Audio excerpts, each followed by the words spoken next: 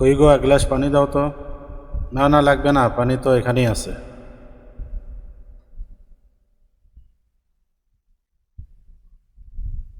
ভাইয়া, তুমি যে বাম হাতে পানি খাইলা, তুমি কি জানো পানি খাওয়ার আদবও আছে, সুন্নত তরিকাও আছে?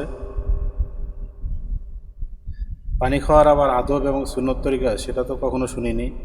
পানি যেভাবেই হোক খাইলেই তো হয়েছে। তাহলে একটু বসো, ভালো করে শোনো। পানি খাওয়ার সুন্নত হলো 6টা। 1 নম্বরে হচ্ছে পানি পরিষ্কার আছে কিনা দেখে খাওয়া।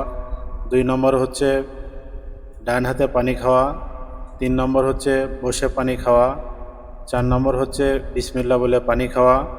5 নম্বর হচ্ছে 3 নিঃশ্বাসে পানি খাওয়া। এবং 6 নম্বর হচ্ছে খাওয়ার শেষে আলহামদুলিল্লাহ বলা। বুঝতে পারছো ভাইয়া?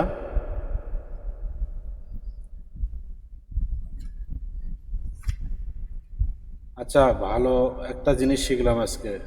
ভাইয়া, তোমাকে ধন্যবাদ আমার ভুল ধরিয়ে দেওয়ার জন্য। ঠিক আছে ভাইয়া।